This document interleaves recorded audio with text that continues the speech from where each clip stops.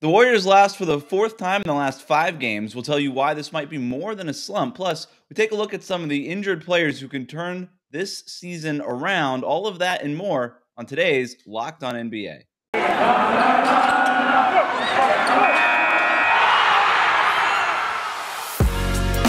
You are Locked On NBA, your daily NBA podcast. Part of the Locked On Podcast Network, your team every day. All right, we have a great show for you today. I'm Wes Goldberg here with Adam Mares. However you may be listening, YouTube, Odyssey, or wherever you get your podcast, thank you for making Locked On NBA your first listen every day. Adam, how are we doing tonight? I'm doing good. It's a late one, but the Nuggets got to win, so that's good on my end. And we have some stuff to talk about. We do, so let's just jump right in with our first game. The Bucks, led by Giannis's 30-point, 12 rebound, and 11 assist triple-double, beat the Warriors 118-99, handing Golden State its fourth loss in the last 5 games. Now, Milwaukee also got 23 points from Chris Middleton, 20 points and a shimmy from Bobby Portis as the Bucks never trailed and cruised to a win, leading by as many as 39 points. The Warriors, up until tonight, had never trailed by that many points in this season. In other words, an absolute rout. So the Warriors were without Draymond Green. They're still in the process of working in Klay Thompson. Steph Curry's shooting slump continued into Thursday night. He went 4 for 11, just 12 points for him. Steve Kerr after the game saying that he isn't too worried, that this is just part of the natural ebbs and flows of a season. But Adam, I'm going to throw it to you. Should the Warriors be worried? Absolutely not. There's no chance they should. I mean, Steve Kerr's right. This is the ebbs and flows. They've been through this so much. I think peaks matter more than valleys, especially when you're talking about your great teams. Can they get to that level? The one thing I will say, and again, we're manufacturing like fear here, or we're manufacturing concern. The one thing is this is a pretty prolonged slump for Steph Curry. That's the one thing I would say is, okay, I expect him to be out of it anytime soon. But here's the thing. I think he'll break out of that slump the moment Draymond Green returns and this team gets to play whole for the first time in all season. So I'm not concerned, even though at the moment it is kind of ironic that they were the best team winning every game. All of a sudden you get Klay back and you start the slide. It is a little ironic. I'm not concerned in the sense that I don't think that the Warriors are legitimate contenders, right? This team was not going to win 70 games or whatever it was. But I will say this. Since the 18-2 start that they've had, they have been significantly worse, and it's not just since they got Klay Thompson back in this last week. They start 18-2, second in offensive rating, first in defensive rating, a plus 13.6 net rating. Everybody's going, oh my God, the Warriors are back. Steph, MVP favorite, all these things. How can we stop them? They're going to get Klay back. What are we going to do with this team? But since going 18-2, since their first 20 games, they're 12-9. Right. And you look at their ratings across the board, they fall to 26th in offensive rating, 4th in defensive rating, 12th in net rating. That's still a good team. I'm not concerned in the sense that this is now a bad team. It's not. They're still a good team. They're just not blowing the doors off of people and completely back the way that I think they looked back in the first 20 games. Over these last 21 games, they're just not as dominant. I just think that they're kind of another good team in the NBA. Look, they lead the league in turnover percentage. The three-point shooting has come back down to earth a little bit. They're about league average now. Right. And if Steph isn't going to be MVP Steph, I kind of think they're starting to look a little bit like the Warriors of last year. In fact, you look at all those ratings and stats I was talking about, that's really comparable to the team last year, which was about average offensively and still pretty good defensively. I mean, a lot of this, though, these numbers are, a handful of games now without Draymond Green, who's just so clearly a huge part, especially of their defense, but even of their offense. He's such a huge part of it, of what makes that engine churn. That's why I'm not too concerned of it. And also, if you just look at the last 15 games, they've got wins over Memphis, Phoenix, obviously on Christmas Day. That was a fantastic win. That was a game Phoenix desperately wanted to make a statement. They got a win at Utah. I know Utah's been reeling a little bit. So they do have some good wins sprinkled in here. I think they're just on a little mini slump. The bigger thing is, for this team to win the championship this season, Steph Curry has to be that MVP you're talking about in a series 4 times out of 7. And I think the one thing with Steph, we all know the large sample size is this the best shooter we've ever seen in our life, or that's probably ever played the game.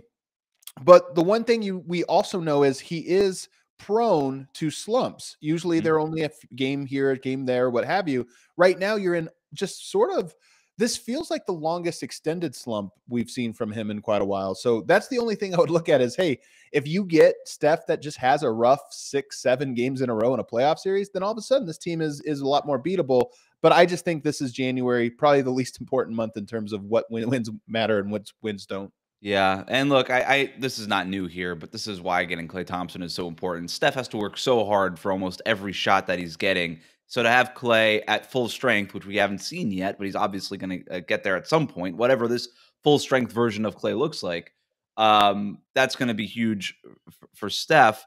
I don't know. I'm still concerned. I know they didn't have Draymond tonight against the Bucks, but the way that the Bucks just sliced through that defense like butter. I mean, Kevon Looney might as well have not even been there on most of these Giannis drives. Like Nemanja Bjelica, forget it. You know what I mean? Like that guy has never been a defensive player.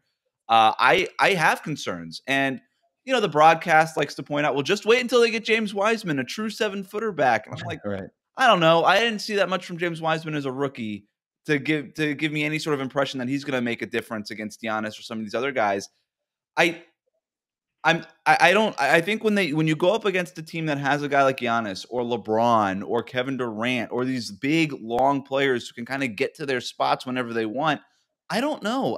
Draymond Green obviously is the leader for Defensive Player of the Year and should be, but just him alone isn't enough to stop these guys. And I guess that's where I'm concerned is, again, am I worried? No. But do I think that the Warriors are far and away the best team in the league like they looked in the first 20 games of the year? No, I think they're on the same level as some other as these other contenders, and it's going to take Steph breaking the barriers of the game and just going crazy from 3-point range to make all of this stuff not matter. And that's kind of been the story for the Warriors without Kevin Durant. But I think that's a good story because I would say the same thing on the other side. I would say, well, are the Bucks the best team in the NBA? No, but they are one of the best teams. Exactly. And for them to win it, they need Giannis to be an MVP caliber player. The Nets, they're good, but they're beatable. They need KD to be this. Every team there's no team that's like, hey, the margin for error is so big that they don't need it. No, this year, the team that wins it is probably going to get a heroic performance from their best player. And I think that's a really cool, positive thing. The one thing, our third segment today, we always power rank something. We're going to talk about players returning and that could change, that could flip the championship odds or this or that, change the playoffs. I think one interesting thing we should learn from Klay Thompson, who, by the way, I think looks, if we just talk about physically, he actually looks really good. I don't see him laboring. It's not like, oh, he's got to build up the muscle. He looks to me like the Warriors were patient in getting him back, and now he's like at close to 100%. But still, there's a rhythm question. There's still like just a chemistry and a continuity. And we're in January. I trust that the Warriors have 3.5 months before the playoffs begin to get that right.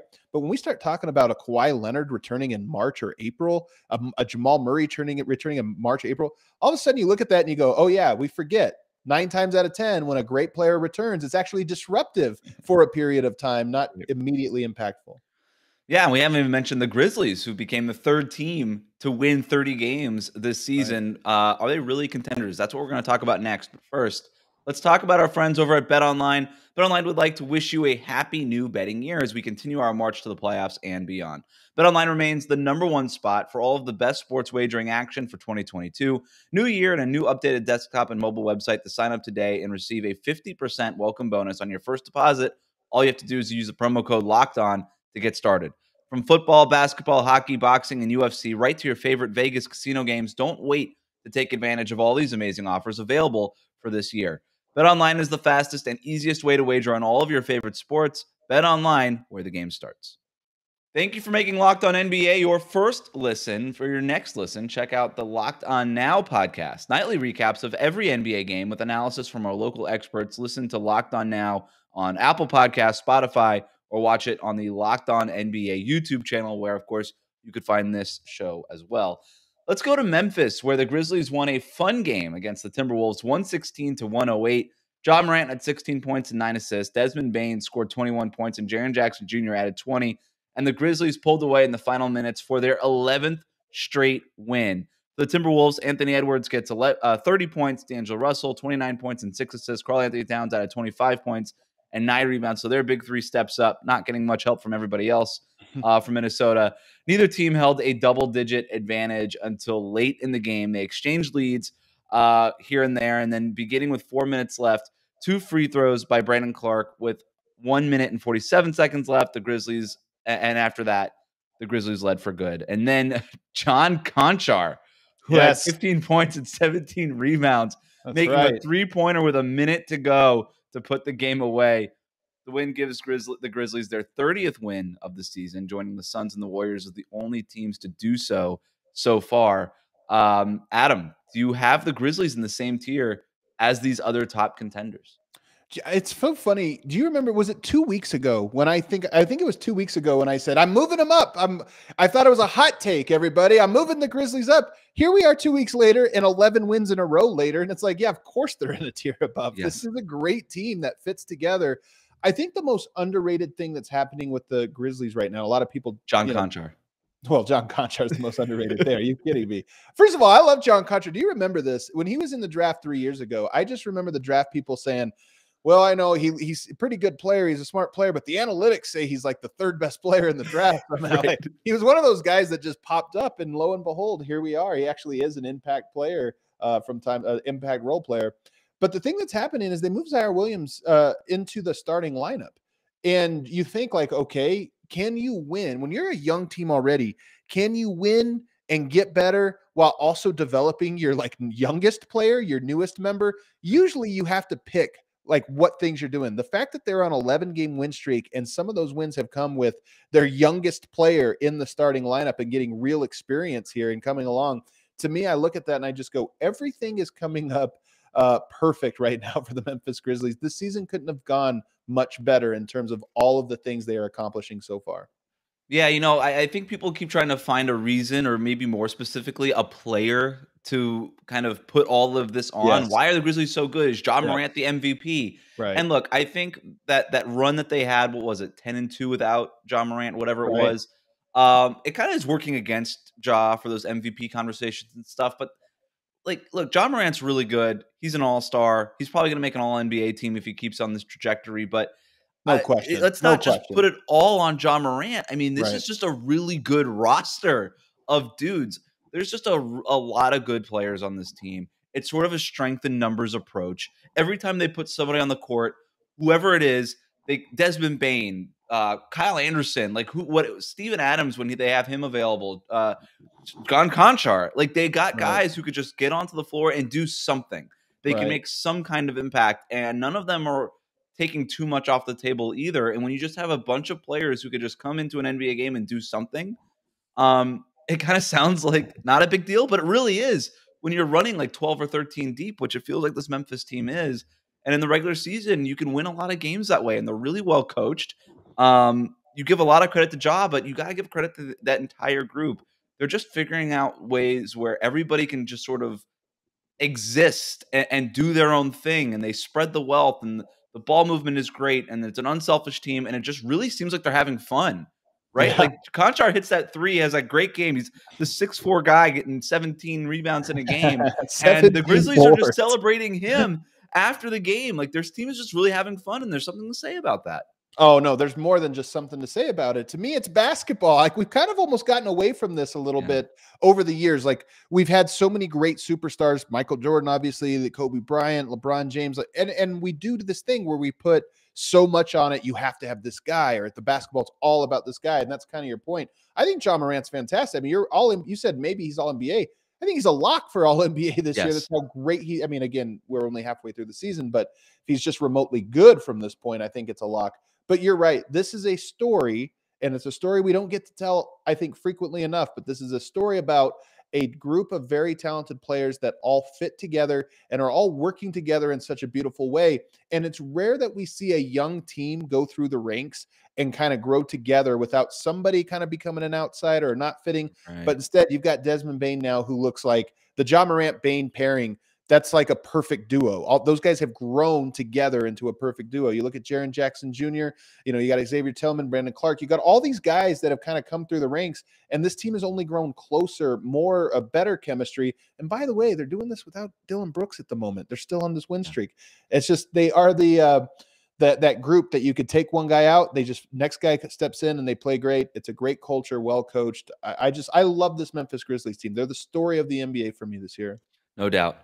Let's go to New Orleans, where the Pelicans beat the Clippers 113-89, led by Brandon Ingram's 24 points and getting 18 points and 16 rebounds from Jonas Valanciunas.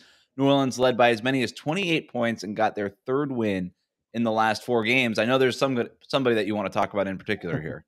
Well, I'm just going through right now. I see Reggie Jackson went 2 for 11 tonight. Man, he had an off night. Who was guarding him? Was that? Oh my gosh, that's Herb Jones music. Herb Jones, the defensive stalwart. My goodness.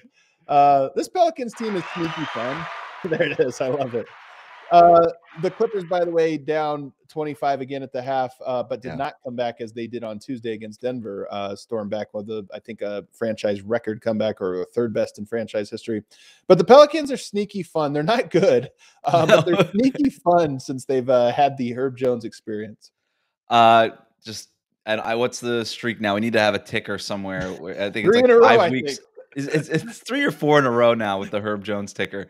Let's go to Brooklyn. The shorthanded and tired Nets losing to the Thunder 130-109. The Nets, who were playing their 4th game in 5 nights, they were without Kevin Durant. They were also without Kyrie Irving due to their home court disadvantage, which left only James Harden to carry the group with 26 points and 9 assists. OKC led by Shai Gilgeous-Alexander. Who else? 33 points for him.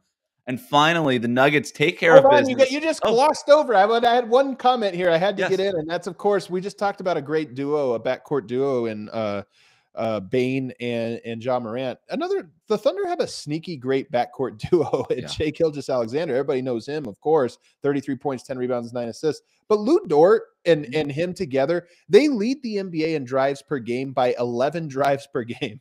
They are an enormous outlier, and it's because those two are just so good at attacking downhill towards the basket. 27 points on 9 for 17, shooting 6 for 10 from 3-point range for Lou Dort tonight on OKC. And then they got a bunch of guys like Aaron Wiggins, Jeremiah Robinson, Earl, Josh Giddey. And like you look at that roster, even against a James Harden-led Nets team tonight, and you're like, well, the Nets still have James Harden. They could still win this game, but those 5 have played a lot of minutes together. And now they can use obviously back and everything. So fun stat here. Thunder tonight, 32 assists. The Nets tonight, 16. They doubled them up on assists. That is a fun stat. Not so much for the Nets. Finally, the Nuggets take care of business, beating the Trailblazers 140-108. And I think they got to 100 points before the end of the third quarter. Just a dominant effort by Denver, who broke the game open in the second quarter. Shot 63% overall. Let me say that one more time. They shot 63% overall. You could give some credit to just, hey, it's a make or miss lead. Sometimes you just make shots. I would like to just also point out that they're going against Portland's defense, which barely exists anymore, which has a lot to do with it. Nikola Jokic has 20 points, 8 rebounds, 7 assists in his 28 minutes, rested most of that fourth quarter. The Nuggets also got 21 points from Will Barton, 19 points and a couple of dunks from Jeff Green. Adam, any thoughts on this 5. One? He had the most dunks he's had since 2008. I think somebody shared that stat, 5 dunks in a game. Wow. People don't realize this. Jeff Green, 35 years old. He's like a top 10 dunker, in-game dunker in the NBA right now. It's unbelievable the way this guy gets dunks. But to me, the reason I wanted to kind of put a note in here, the Nuggets, this was the first of a first game on a 6-game homestand. And I honestly think the Nuggets' season, it's over dramatic to say it all comes down to this 6 games. But I really think that these 6 games will determine whether or not they are going to compete for the 4-5 seed, or whether they're going to be a team that's just trying to avoid the play-in. This 6-game homestand, you're going up against the Clippers. You've got Memphis. You got the Lakers. You got a lot of the teams that are right there around you in the standings. Even Portland, you expected to be around you in the standings. And then when we talk about this game, it was a get-right game for the Nuggets. But let's just take a look real quick at the players who played for Portland tonight, so people don't think this was Damian Lillard and C.J. McCollum and all those guys. Off the bench, you had Trendon Watford. You had Greg Brown gave you 10 minutes tonight. You had Keljin Blevins gave you 15 minutes tonight. And then, of course, C.J. Ellaby gave you 27 minutes tonight. So this was the Blazers like C or D team that Denver beat up on tonight. Yeah, this is like walking into a YMCA somewhere in Denver and be like, you guys, let's go. You guys are in. Let's talk about which currently injured player could make the biggest impact on this season's champion chase. That's what we're going to do next. We're going to rank the top 5. But first, let's talk about our friends at Built Bar. It's the new year. And so that means New Year's resolutions. If yours is about getting fit or eating right, make sure to include Built Bar in your plan. Built Bar is the protein bar that tastes like a candy bar, maybe even better than a candy bar. Built Bar makes it easier to stick to your resolution because it tastes so good, you're going to want to eat it. Unlike other protein bars, which could be chalky or waxy, tastes like a chemical spill. You want to eat healthy, but sometimes it gets boring. By like week 3, you might be thinking, this is just not worth it. Where's the chocolate?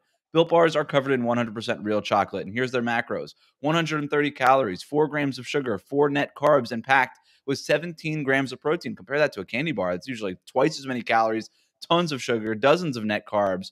And there's so many flavors to choose from. Coconut almond, peanut butter brownie, raspberry, cookies and cream, salted caramel, mint brownie, and many more. In fact, Built is always coming out with new limited time flavors. So check out Built.com often to see what's new. Here's the offer. Go to Built.com, use the promo code LOCKED15 and get 15% off your order.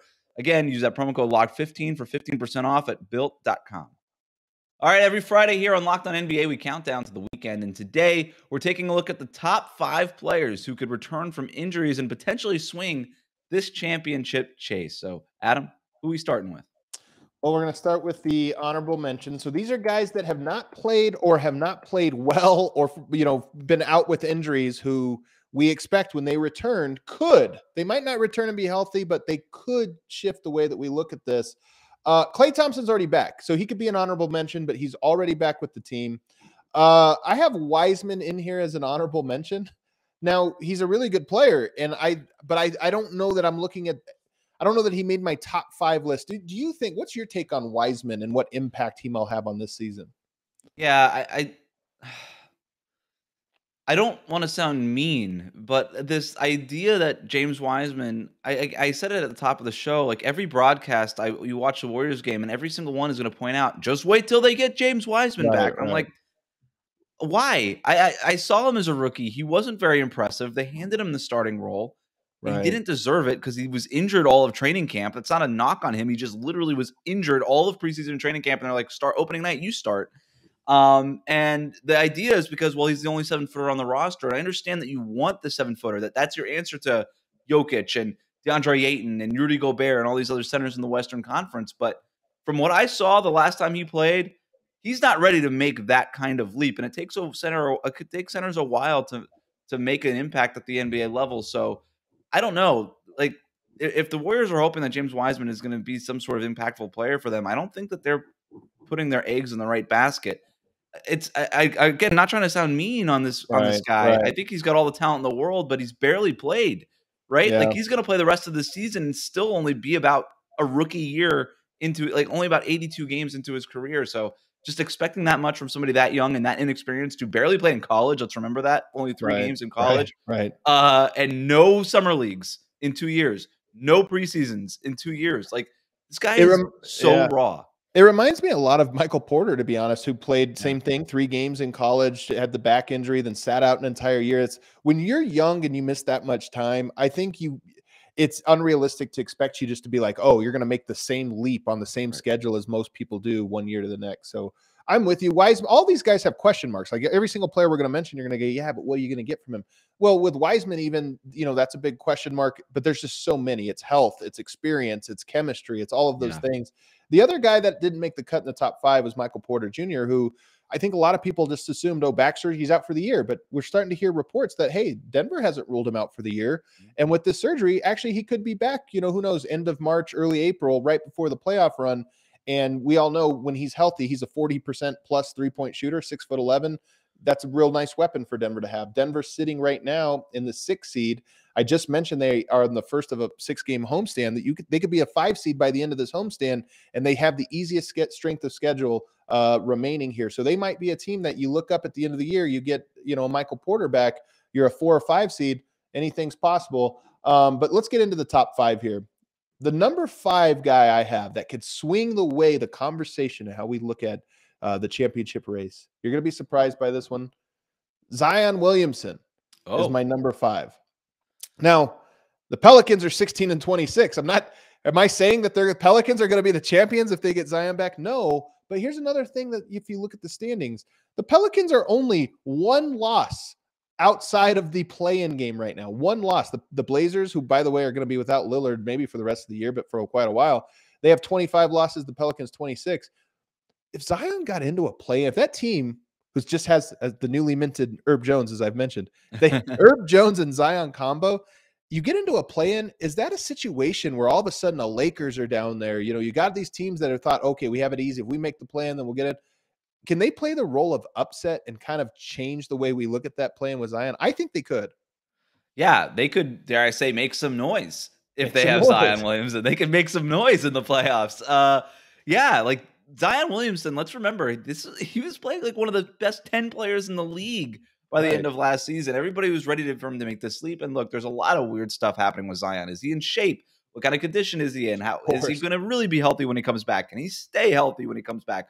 A lot of questions going on with him. But if he is anything like he was last year, yeah, they could play spoiler. They could do something crazy. Why not? That guy was unstoppable offensively. And there's been moments where they've started to turn the corner a little bit as a team this year. If you look at it right now, the play-in, right now the Lakers would play the Clippers and the winner would get into the playoffs. That's a great game. So one of those teams is going to have to lose and then play an all or nothing game. And you say, let's say it's Minnesota and the Pelicans. Well, Minnesota's good, but they're not infallible. Zion could go off in that game. So then if you get a winner takes all between the Pelicans and one of the Clippers or Lakers, I would call that playing spoiler to a team that has hopes of winning the championship. So that's why I had Zion in there. Even though obviously the Pelicans, that's their ceiling, is sort of winning, going on a play-in run. The number 4 guy on here, Ben Simmons. I think we've all considered the Ben Simmons trade, should it happen this year at the trade deadline, he's probably going to go to a rebuilding team like Portland, picks him up or something like that. Maybe of Minnesota, but we don't know. I mean, look, Daryl Morey looks at his team and says, hey, I've got Joel Embiid. He's a phenomenal player. We have a good roster right now, one of the 6 best records. Maybe they are willing to trade with a contender out west, and all of a sudden you add Ben Simmons to a team that was already pretty good. All right, that's interesting. It is. And I think we focus so much on what it is that Ben Simmons can't do and the weird playoff series against Atlanta where he just wasn't shooting. But this guy was an all-NBA defender. He is one of the best defenders, one of the few guys who could actually guard all 5 players on the court. And people just throw that around, but he can really do it. Right. I think he would be a tremendous impact on Philadelphia if he were to come back, which is according to the reports where they would like to have him. But you put him on any team, and all of a sudden you're talking about a team that could defensively compete in a playoff series, right? With what he's able to do in those kinds of matchups. I love the idea of that, and that's so true. If Daryl Morey looks around and says, you know what, there's going to be better offers in the summer, we're going to whatever. Let's go meet with Ben Simmons and say, hey, just play with us for 2 more months. Just suck it up and play with us. And all of a sudden, Philadelphia, who, by the way, is 23-17, I think they went 3-8 without Joel Embiid. So I think that's 20-9 when they had Joel Embiid in the lineup. That's, if you just take that record, you say, oh, yeah, that's one of the 5 best teams in basketball. It's a contender. You add Ben Simmons to it. Hey, it could flip. I'm not saying I'm predicting it, but it could happen. Just a quick yes or no on this. Do you think that ever happens? Do you think Ben Simmons ever plays for Philadelphia again? It's my favorite scenario. So I don't think so. But do you know what a great, hilarious, awkward story it would be for that to be the situation they were thrown in? God. The one guy you need is the one guy you've always had that is sitting right there. Right. I love that story. Number 3, Jamal Murray. Murray, Denver Nuggets in the Western Conference Finals. You have 2 guys over Jamal Murray, huh? Okay, interesting. 2 guys over Jamal Murray. So right now you have Jamal Murray. This Denver Nuggets team obviously hasn't been great. This has been a season for hell from them, but 21-19. We all know the last time Murray and Jokic went to the playoffs together, they went to the Western Conference Finals. Jamal Murray scored 50 points in two games in one series. He had several 40-point games as well as that. He's a big game player. I don't think Denver's a contender, and I watch them every night, and I think, can Jamal Murray save all of these things that are happening? I don't know that he can, but you know what? The season's wide open, and Jamal Murray is one of those guys. If any guy can get hot and overcome any opponent, it's Jamal Murray. Yeah, I mean, we've seen what he's done in the playoffs. You mentioned the 50-point games. It's every time this guy goes to the playoffs, it goes nuclear. Maybe it doesn't do enough to make Denver a championship contender. Like you said, there's a lot of holes with this roster, a lot of concerns. But having Jamal Murray back, certainly ups the chances of them knocking somebody out who could otherwise maybe make it to the finals or Western Conference Finals. Right. And so Jamal Murray is certainly a swing factor in the championship chase, not maybe, if not for Denver, certainly is in terms of just making the landscape a little bit different in the Western Conference. And I think the thing with Denver is it's the combination, right? We have two players that have made the top 7 of this list, in Michael Porter and then Jamal Murray. So if somehow you got both of those guys back, then I think you could say, okay, who knows with Denver? You know what? Weird year. Let's see what happens. Let's see if they just get hot at the right time on short order. Number 2 on here is a guy that has played this year, but I think we all know he was never at 100%. And we know that when he is at 100%, he's one of the 10 best players. That's Anthony Davis. This Lakers team has looked horrible. Yeah. He looked horrible to start the year. But are we really saying right now, with the Lakers sitting at 21-21, the laughing stock, Westbrook can't do this, can't do that, are we really saying that if you got a fully healthy Anthony Davis and LeBron James with a little bit of runway heading into the playoffs, that team isn't one that could all click for?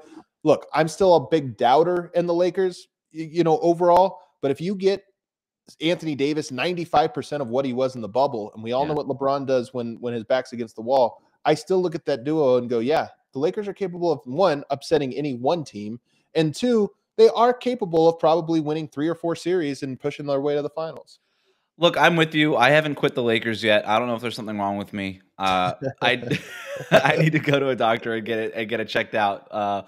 But I'm with you. And look, when you have LeBron, Anthony Davis, and Russell Westbrook on the floor this year, last I checked, that was still like a +10 net rating. Like those three, there's a lot of issues with the Lakers. The Russ problem is a real big one, man. It's a real big one. It's a really big problem. He's the only Laker to play every game this year. I mean, that's why you got him. It's just availability. Right. Well, he's delivered on that front and still hasn't been all that helpful. But with Anthony Davis, I do wonder, remember all this talk about, hey, he's added like 10 pounds or whatever it was so they could play center more. I was like, maybe he shouldn't have done that. I don't know. It just seems like he's always injured and broken. Maybe take some weight off. Look, I'm not the trainer for that team, but something's got to change physically for him so that he can just stay healthy. Because if for the Lakers to do what they need to do, they need Anthony Davis to be the best player on this team, I think, or certainly very close to what he was in the bubble.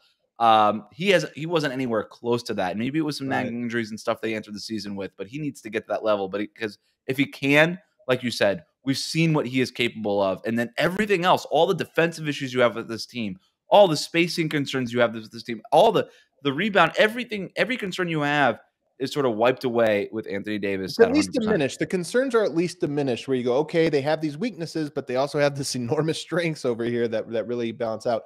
I mean, the worst thing that could happen to the NBA this year is a Lakers-Nets finals. I'm gonna die on this hill. Two teams that are just like punting, on the regular season in large part. My number 1 guy. It's funny because Paul George is out, but I don't know why I count Anthony Davis, but I don't count Paul George because I just he'll be back and he's been there and he's been great when he was available. But it's Kawhi Leonard, who we also hear maybe is back. I think the Clippers are the team that I keep looking at, and I think they're a sleeping giant. I think this is a fantastic team that we just haven't been able to see at full strength with this coaching staff, which is the missing piece to me. And we might not see it this year. I think the odds of it are really low. And even if Kawhi comes back, as we just mentioned, on such a short runway, what can you really do? But I look at them and I think they're incredibly well coached. They've got so many different ways to beat you.